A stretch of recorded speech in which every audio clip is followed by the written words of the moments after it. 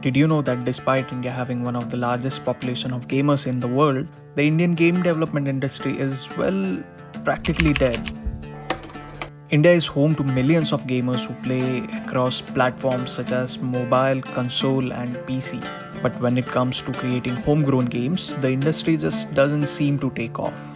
In this video, we will explore why Indian game developers are struggling despite having such a massive player base. Alright, let's start with the harsh truth: piracy. Piracy has been a global issue for a long time, but in India, it's on a whole different level.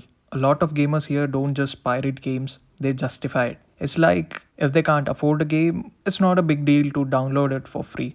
It's not seen as stealing, it's almost like a right to play. But here's where things get messy.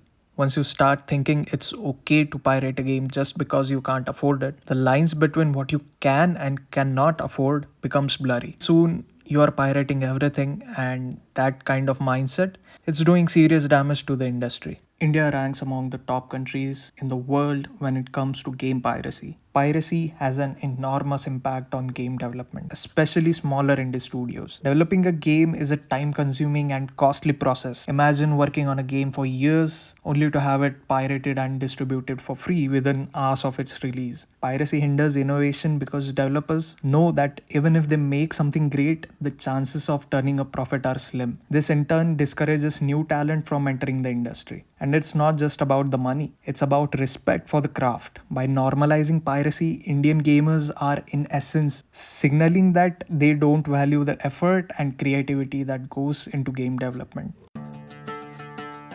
Successful global titles like The Witcher and Ghost of Tsushima are celebrated not only for their gameplay but also how they weave their country's culture into the narrative. Indian developers have yet to fully tap into the rich history and mythology of the country. Imagine an Assassin's Creed set in ancient India or a massive RPG based on the Mahabharata. Possibilities are endless, but the industry hasn't capitalized on the potential yet. An excellent attempt was made with Raji. Raji was an indie game, and while it garnered attention globally, it still struggled to make an impact in its own country. The Indian market seemed to prioritize mobile games and quick entertainment over deep narrative-driven experiences.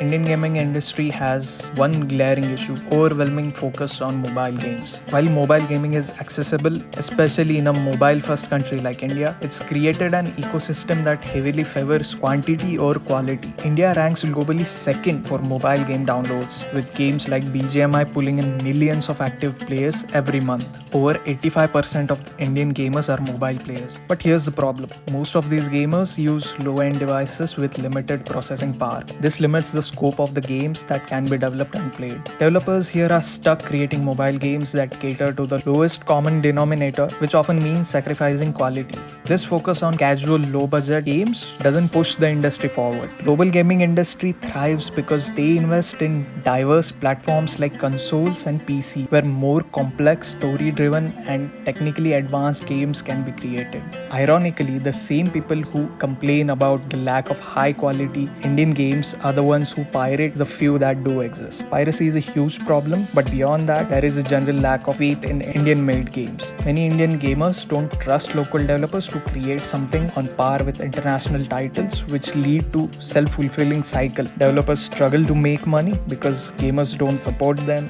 and without funding, developers can't produce better games. This lack of support can be seen in the case of Raji, an ancient epic, one of the few Indian games to break into the mainstream. Despite its international recognition and being one of the first Indian games to make it to console, Raji received relatively little support from Indian gamers. While the game found an audience abroad, it struggled to get the recognition it deserved at home. The issue is that Indian gamers have high expectations for quality but aren't willing to invest in the local gaming industry. If this cycle continues, Indian developers will keep facing the same hurdle: low sales, low support, and no chance to compete internationally.